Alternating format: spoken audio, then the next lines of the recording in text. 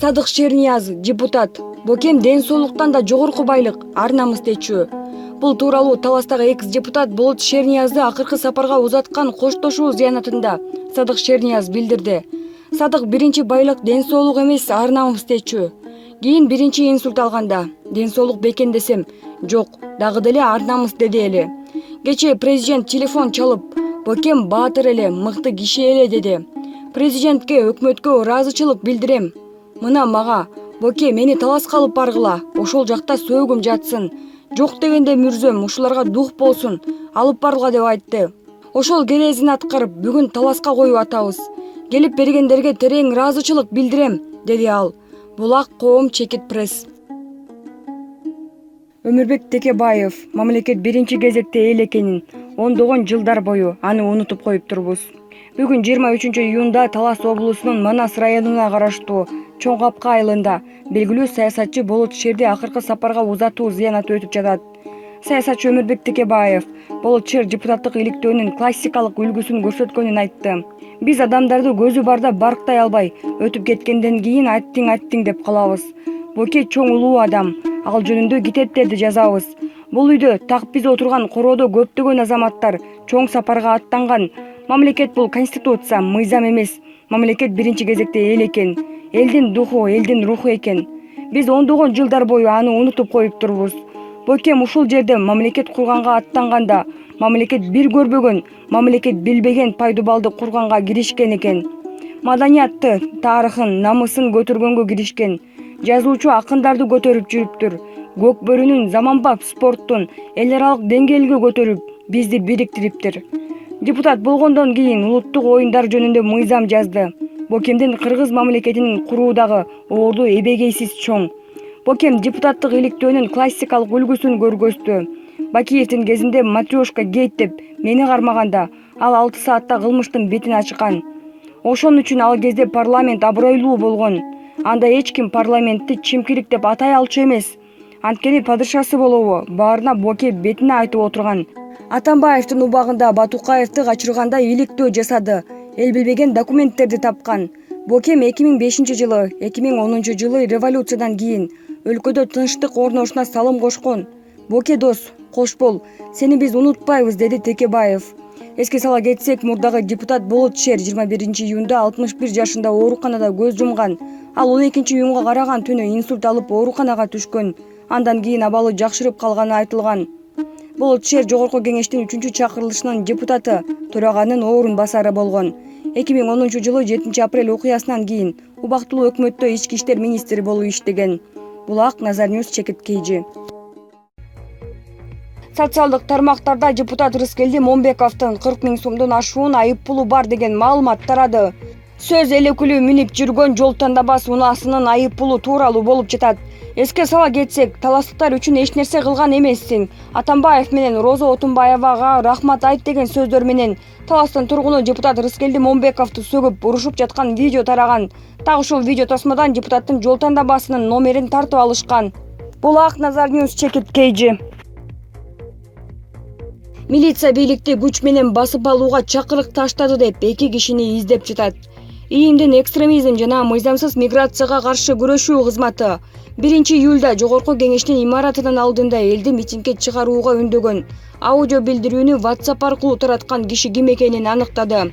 Ички иштер министрлигинин кабарлашынча, ал балыкчыда 1981-жылы туулган ТА аттуу жаран, учурда Чүй облусунда жашайт. Анын аракеттери жаздык кодексинин бийликти күч менен басып алууга ачык чакырыктар беренеси менен КЖБРге катталган.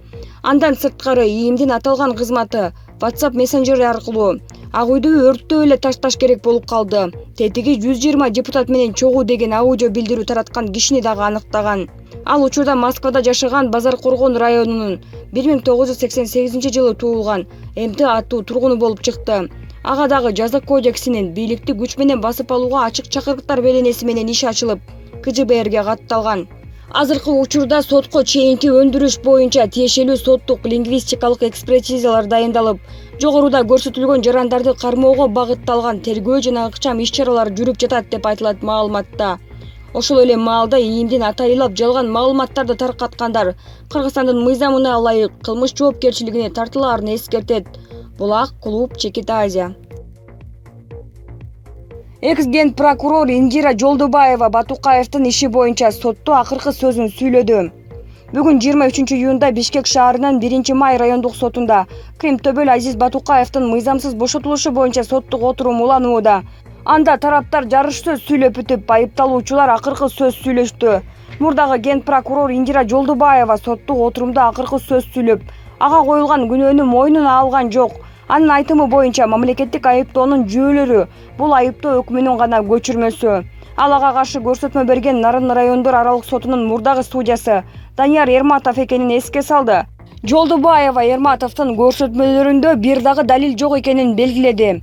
Индира Жолдубаева ошондой эле Эрматов ал менен өкмөттүн аппаратында коргоо, укуктук тартип жана өзгөчө кырдаалдар бөлүмүнүн мурунку башчысы Марат Бекенов аркылуу сүйлөшүүлөрдү жүргүзгөнүн айтып жатканын кошумчалады. Ошол эле учурда Бекенов өзүнүн көрсөтмөлөрүндө биз жолуккан учурда мен ага жардам берүүдөн баш тартканымды айтып жатат. Бирок ал экөөбүз жолуккан эмеспиз деп билдирди Жолдубаева. Белгилей кетсек, буга чейин прокурорлор экс ген прокурор Индира Жолдубаеваны 15 жылга эркинен ажыратып, аны сот залынан камакка алууну суранышкан. Судья Эмилбек Кайыпов кеңешме бөлмөсүнө кирип кетти.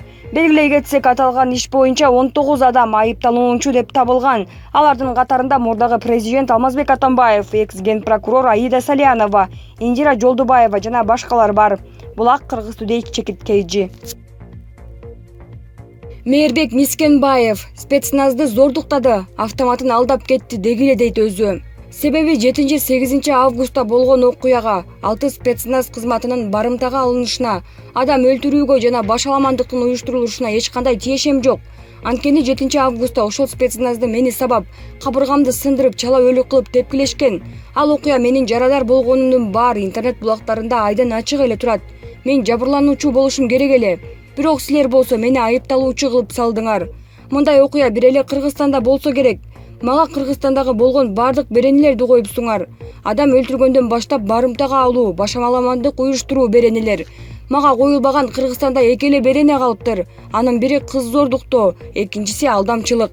Менин силерге айтарым, Койташта болгон окуяда Мискенбаев спецназды зордуктады жана автоматын алдап алып бербей койду деген беренелерди илгиле. Ошону менен бардыгы толук болот. Мен Аллахка ишенген адаммын. Кудай баарыбызды карап турат. Силер мени ооруган аялыма карабай, 3 чейдей болгон балдарымды чыркыратып туруп, адилетсиз саткын Алга Кылычевдин көргөзмөсү менен кармадыңар. Кудай бар, Кудай жазаңарды берсин, Кудай жазаңарды берсин. Мен кылган күнөөм үчүн түрмөдө отурган жокмун. Мен Атамбаевди сатпаганым үчүн түрмөдө отурам. Мага абийир, ар намыс өлүмдөн кымбат. Булак компромисс Чекит KG. Азиз Батукаевдин иши боюнча Алмазбек Атамбаев 11 жыл 2 айга эркинен ажыратылды. Бүгүн 23-июнда Бишкектин 1-Май райондук сотунда Кримтөбөл Азиз Батукаевдин мыйзамсыз бошотулушу боюнча соттук отурум болду. Анда тараптар жарыш сөз сүйлөп бүтүп, айыпталуучулар акыркы сөз сүйлөштү. Мурдагы президент Алмазбек Атамбаев сотто акыркы сөзүн айтуудан баш тарткан. Судья Эмилбек Кайыпов кеңешме бөлмөсүнөн чыгып, чыгарылган өкүмдү окуп берди. Мурдагы президент Алмазбек Атамбаев Кримтөбөл Азиз Батукаевдин ишине байланыштуу Кыргыз Республикасынын кылмыш жаза кодексинин 319 коррупция боюнча күнөөлүү деп табылып, 11 жыл 2 айга эркинен ажыратылды. Ошондой эле мүлкүн конфискациялоо жана мамлекеттик сыйлыктарынан дагы ажыратуу өкүмү чыкты. Белгилей кетсек, Алмазбек Атамбаев соттук отурумга катышкан жок. Андыктан айыптоо өкүмүн көчүрмөсүн мурдагы президентке тапшырылат. Эсиңиздерге сала кетсек, 2006 жылы бир нече адамды өлтүрүүгө айыпталып, 16 жылга абакка кесилген Кримтөбөл Азиз Батукаевди 2013 жылы Алмазбек Атамбаев баштаган 18 адам коррупциялык жол менен жаза мөөнөтүн бүтөрүнө дагы 8 жыл калганына карабай, кандын айыккыс рак оорусу менен ооруйт деп мыйзамсыз абактан чыгарып жиберишкен. Өлкөдө ызы-чуу чыгып, парламент комиссия түзүп, депутаттар Батукаев мыйзамдарды одоно бузуу менен мыйзамсыз абактан чыгарылган деген бүтүмгө келишкен. Бирок ал кезде президент Атамбаев болгондуктан кылмыш иши козголбой туруп калган. Качан гана Атамбаев президенттиктен кеткенден кийин 2019 жылы январда бул иши ордунан жылып, кылмыш иши иликтенип, октябрда сотко өткөрүлгөн. Ал 2013 жылы ЖАМКнын ошол кездеги төрагасынын кеңешчиси полковник Калыбек Качкыналиев бул коррупциялык кылмышка катышып, Кримтөбөл Батукаевди Манас аэропортунан учуп кеткенге чейин коопсуздугун камсыз кылып узатып жүргөн. Булак Кыргыз Today Чекит KG.